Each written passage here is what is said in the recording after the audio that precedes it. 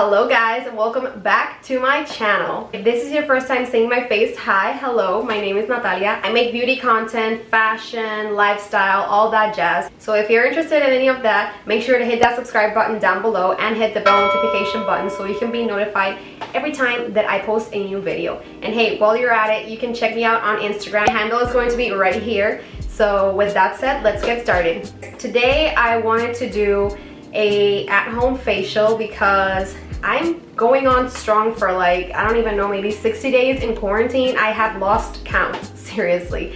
So I have not treated myself to like a pamper day. I've been taking care of my face and, you know, doing little things here and there, but I have not sat down and done a facial in I don't know how many months. So that's what we're gonna do today. This is going to be something very simple, very easy, that literally anybody can do.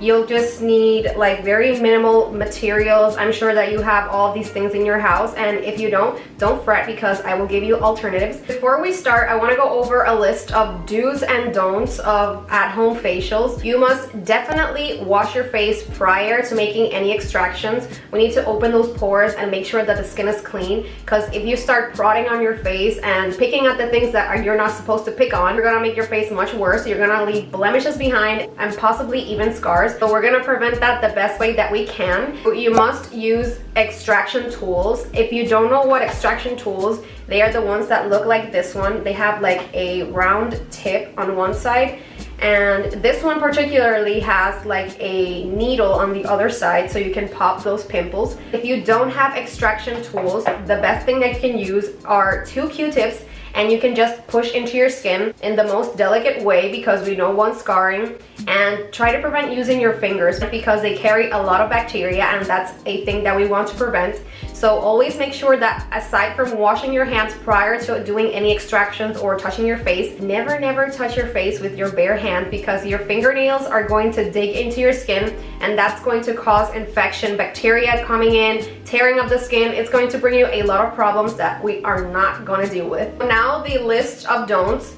First, do not make any extractions without steaming your face, or at least like washing your face with lukewarm water. So making extractions prior to doing that may cause micro tears, because in the long run it'll cause you to have even more acne, wrinkles, and even cause scarring. And the second thing that we don't want to do is overly extract our faces, because some things in our faces are meant to be touched. For example, the whiteheads. If you want to get rid of whiteheads, you have to get them removed professionally. For example, going to an esthetician, a dermatologist, or any skincare professional, but you're not supposed to do that at home. And I have been doing that for years, not even knowing the damage that that can cause, because the pores are more closed than the blackheads. So you're over extracting and making more damage to the skin. We're going to go ahead and start with the extraction, and the first thing that we want to do is always sanitize. I washed my hands already prior to starting this video, so my hands are clean, but I'm going to spray some alcohol on my hands just to make sure that they are really sanitized. And make sure that your tools are also clean. We do not want to use dirty or used tools on our face, because that is going to cross-contaminate our face and fill it with old bacteria mixed in with the new, and that can cause really bad infections. I tucked my hair back because I'm going to wash my face first, and I'm going to be using this little spin brush. It's just like a regular spin brush. You can find these anywhere, and I'm going to be using the Cetaphil Gentle Skin Cleanser. I love this because I have very sensitive skin, and I love to use products that don't have any fragrance and work on delicate skin, but you know, you can still see progress.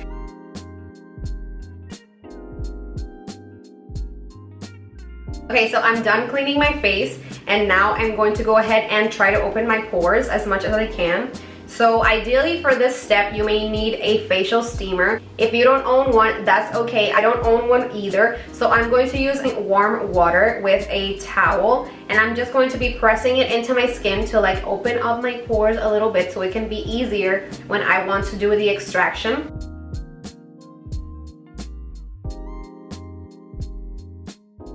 I'm going to zoom in the camera a little bit so you guys can get the juicy details of my extraction. To be a little weird, like showing you my face up close because I'm not used to that. I don't like taking my picture very close or anything like that. Okay, so now we're all up close and snuggly. It feels kind of weird having the camera so close to my face, not gonna lie, because you can literally see everything on my face and it's making me kind of nervous, but that's okay. Not everybody's skin is perfect. You know, Instagram is not real. That's what I keep telling myself.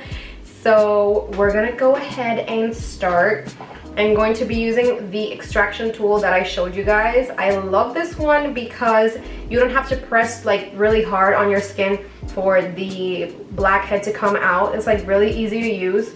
I don't remember the brand of this, but it's from Marshall, so I'm sure you can find one that's similar, and it doesn't even matter, it doesn't have to be the same. You just need to have like the circular top like this one over here, and that's it. So I think I'm gonna start with my cheeks because those are my problem areas, and we're gonna see how disgusting this gets. So I have some really good ones on the outer parts of my cheeks, and we're gonna start with that.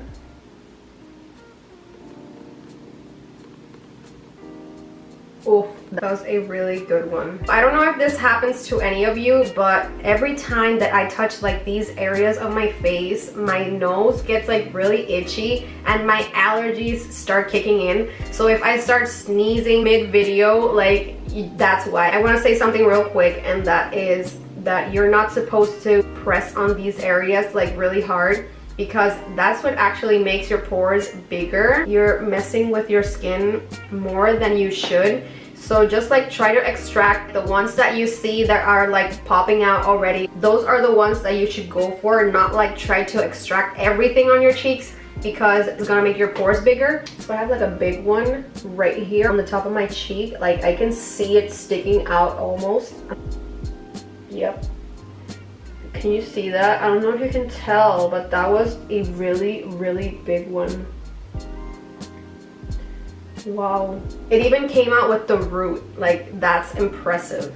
Okay, so I'm done with this side. I'm going to go ahead and do this side now. So now I'm done with both of my cheeks. They are really red, which is normal because you just applied trauma to the skin. It's really important to not like pick on the same spot twice. So you only get to do it once. I'm saving the best for last, which is my chin. There's a lot of blackheads on my chin. So I'm going to do my forehead, which is going to be like really quick because I don't have much blackheads on my forehead. Then I'm going to do my nose, and then we're going to go ahead and go to the good part.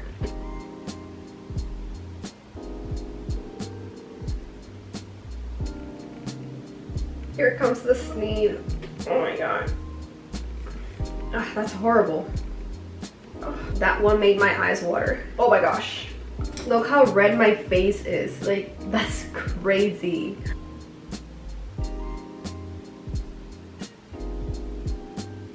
Yep. Okay guys, so now I'm done with the extraction. Obviously my face is going to be really red and irritated, and it's gonna look like it has some scars, but that's really normal because of the trauma that the skin just endured. So to calm that a little bit and like get rid of a little bit of the redness, I'm going to do a soothing face mask with one of my favorite face masks. So I'm going to be using the Calendula and Aloe Soothing Hydration Mask from Kiehl's. This is literally one of my favorite products from this brand because it actually works. I love how moisturizing it is. It leaves my skin like really smooth, and because this has aloe in it, it's obviously going to calm down the redness on my skin and make it like very even.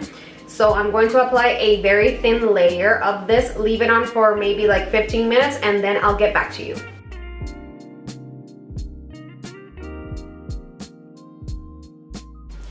Okay, so I'm back. My face is definitely more calm. It's not as red as it used to be like 5 minutes ago. That was definitely the aloe component in that face mask. Really insanely good. So now that I did that, I'm going to moisturize my face and put a little bit of eye cream. So I'm going to go in with my moisturizer first, and I'm going to be using the MAC Cosmetics Charged Water Moisture Gel. This is a very light moisturizer, a water-based cream which is very nice if you have oily skin. Now I'm going to go ahead and put some eye cream because I want to hydrate my under eyes as well. That is a very well forgotten area for me. I almost always forget eye cream, and that is one of the most important skincare products that you need to have, because the dryness on the under eyes is what is going to cause wrinkles, and when you do your makeup, that's what causes it to crease. I'm going to be using the Elizabeth Arden Good Morning Eye Treatment. I'm going to be applying a little bit of this product on my under eyes, and I'm going to be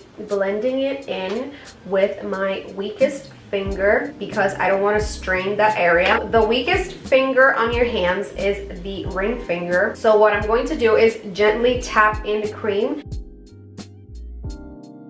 And you really want to get into those crevices on the inner corner. So if you want to rotate your hand, feel free to do so that the product can disperse very evenly on this area. And also don't forget your eye sockets, because this area right here is one of the driest areas on my face. So although taking care of your skin is very important, like don't get too upset when you have pimples or blackheads or get like little wrinkles from the expressions that you make, because you know, that's what makes us human. Nobody's skin is perfect. Everything that you see online, that's not real. I keep telling myself that every day because I'm always comparing myself with other girls I see on Instagram.